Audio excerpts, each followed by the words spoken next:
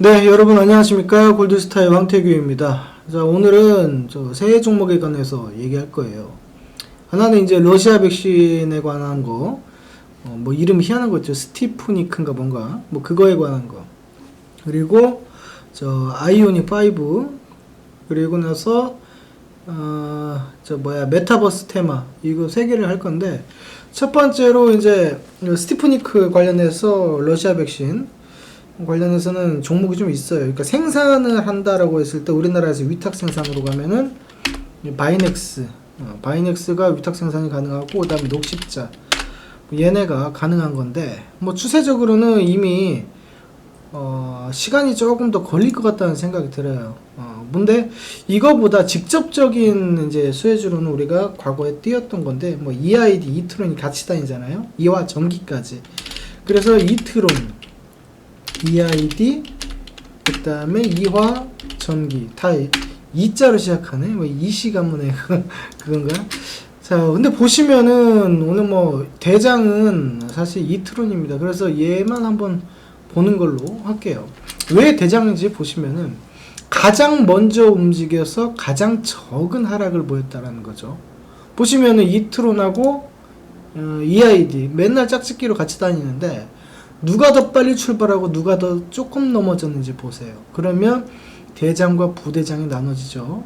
그런 식으로 이제 확인을 해보시면 될 것 같고, 이트론 같은 경우에는 이제 올라가다가 고점에서 이제 매물에 쏟아지면서 한번 이제 이탈이 나온 상황인데, 아직까지 뭐 끝났다라고는 보기 힘듭니다. 끝났다라고는 보기 힘들고, 새로운 추세를 한번 만들어낼 수 있는 구간이다라고는 보입니다. 다만 단기적인 저점권에 들어와 있으니까, 요게 보기에는, 제가 보기에는요, 이 새로운 구간을 이제 양원에 대한 새로운 구간을 이렇게 만들려면 구름대가 뭐 요렇게 형성이 되겠죠.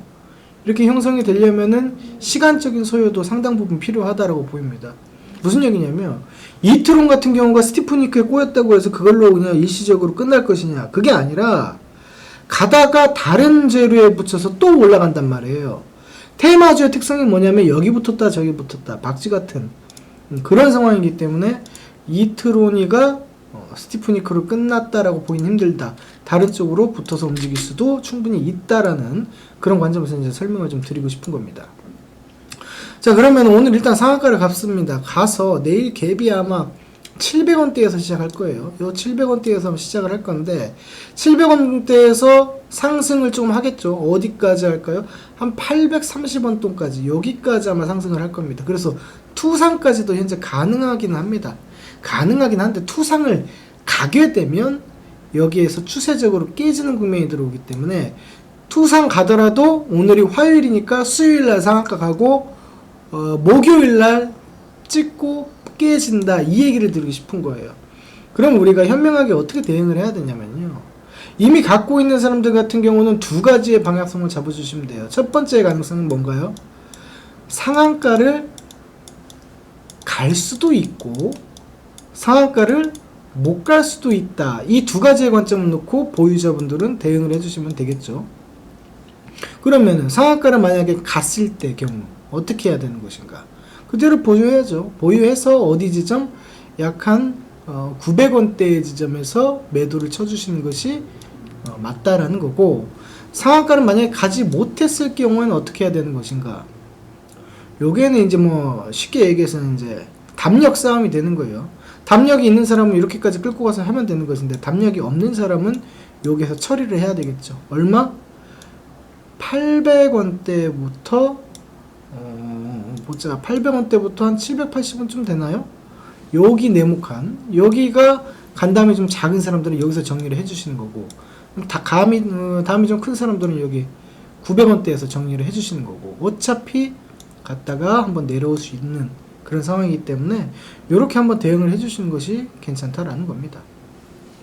그래서 요거 한번 체크를 해보시면 좋을 것 같고, 이걸로 끝난 건 아닙니다만, 시간이 상당 부분 소요가 될 거라서 이제 그런 거니까, 한번 털어내고 나서 다시 한번 거래량, 이동평균선과 캔들이 붙었을 때 한 400원 정도, 그 정도가 이제 재진입 시점이 될 수가 있겠습니다.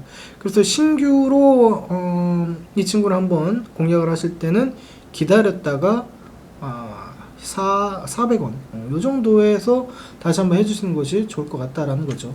한 가지 염두에 두시는 것은 테마가 이걸로 끝나는 건 아니다. 여기부터 따 저기부터 따 가능하기 때문에 그 방법을 충분히 활용을 할 수 있다는 거고요. 자, 두 번째 종목은 이제 두올입니다. 두올인데 이거는 이제 아이오닉 관련해서 오늘 현대공업이가 제일 먼저 출발했습니다. 근데 현대공업이가 상한가 갔다가 깨졌어요. 깨졌는데 그보다 더 중요한 건 뭐냐면 의미를 둬야 돼요. 제가 이거 과거에 무슨 얘기를 드렸었냐면 아마 겨울 때쯤이었나요? 제가 이걸 했었을 때 파동 2개밖에 안 남았다. 아직 한 파동 남아있다라고 이제 표현을 했었습니다.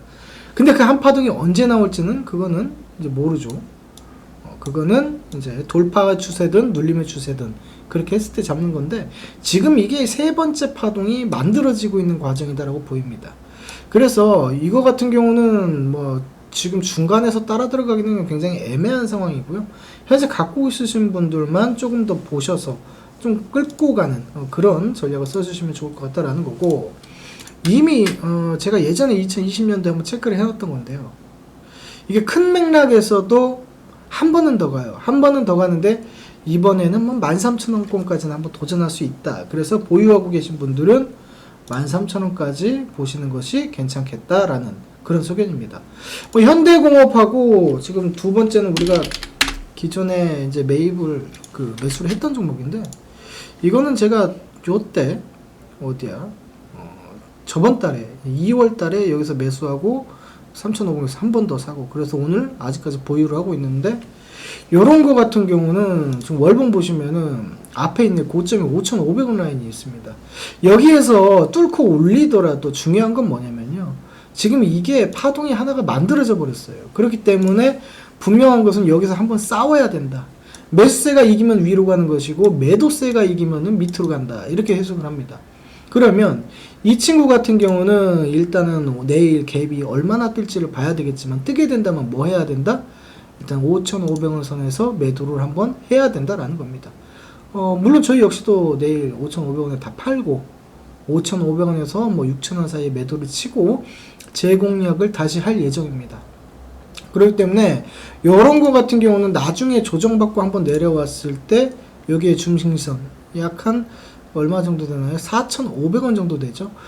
가격이 좀 다운돼서 내려왔을 때 4,500원에 눌림 잡아내면은 반등만 해도 20%짜리는 한번 만들어질 수 있으니까 오늘 매수가 되지 못한 분들, 못 잡으신 분들은 오늘을 제외하고 눌림권 왔을 때 다시 한번 공략을 하는 방법이 좋아 보입니다. 자, 그렇게 해서 아이오닉 관련해서 이제 올라갔고요. 이게 뭐 유럽에서 아이오닉이 예약이 뭐 완판이 됐다 이런 뉴스가 있었죠.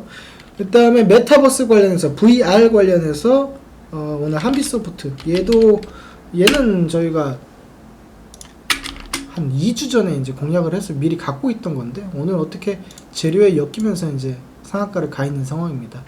요거 같은 경우도 지금 단기적으로 매집을 해갖고 가는 스타일이라서 얘는 파동을 칩니다. 아까 거랑은 좀 다르죠.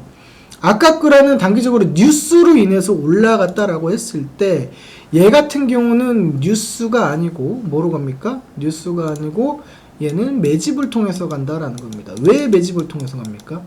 처음 들어왔을 때 여기 요 라인 보시면은 얼마 정도인가요? 라인 자체가 자 3,150원 정도인데 요 라인을 기가 막히게 훼손하지 않고 움직이죠. 3,150원 요거는 매집을 통해서 가는 겁니다. 왜 그러냐? 처음에 얘가 상한가를 갔을 때 물량 들어온 거래량 들어온 거기 때문에 얘 같은 경우는 여기를 훼손하지 않고 그 다음 움직이는 거죠. 그 다음에 중간중간에 소화대가 한 번씩 나오죠. 소화대 나오고 그 다음에 올라가려고 봤더니 거래량 죽여놓고 매집 다 한 다음에 올라가려고 봤더니 개인들이 붙어있네? 그러면 의도적으로 꼬리를 만들면서 한 번씩 뒤로 밀어버리는 거죠. 그러면 개인들은 마이너스 20%만 나도 등에서 진땀 나기 때문에 그런 거를 이용을 하는 겁니다. 그래서 일부러 뒤로 의도적으로 뺐다라고 보여지고 여기에서는 거래량 완전 매집 후에 올라가는 추세다라고 보는 거죠. 그럼 요거는 어디까지 갈 것인가? 단기적으로 얘는 파동 그린다고 말씀드렸어요. 그러면은 월봉에서도 봐도 음운이 끝나고 양운 나오는 스타트 시점이다. 그러면 어디 국면하고 똑같다고 봐야 되냐? 라고 했을 때는 지금 이 국면 자체가 여기로 보시면 됩니다. 약간 요 정도로 보시면 돼요.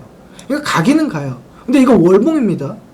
앞으로 6개월 동안에 파동 그리면서 움직인다는 소리예요. 그래서 단기적으로 보기보다는 우리가 여유를 좀 가지고 보시는 것이 맞다라는 거죠. 그럼 이쪽에서 이제 주봉인데 어떻게 움직일 것인가를 봤을 때 여기 보면 거래로 들어와 있는 이제 저항대가 하나씩 있습니다. 그러면 요선까지 하나 이렇게 움직인다는 얘기죠. 이렇게 움직인다는 얘기예요. 그렇기 때문에 저희는 이거를 갖고 있지만 요 6,000원 선에서 내일 전량 매도를 시킬 겁니다. 매도를 시키고 다시 잡아야 되겠죠. 그쵸? 그 다음에 또 어디까지 끌고 가야 됩니까? 여기까지 끌고 가야 되겠죠. 요런 전략으로 한번 구사해 보시는 것이 맞다. 얘는 한빛소프트는 메타버스 관련해가지고 파동을 쳐서 올라갈 수 있는 그런 상황이다 라고 다시 한번 말씀드리겠습니다.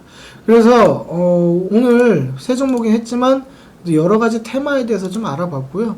여러분들 많은 관심 가지셨으면 좋겠고 특히나 한빛소프트 한번 잘 봤으면 좋겠습니다. 자, 지금까지 골드스타의 황태규였습니다. 감사합니다.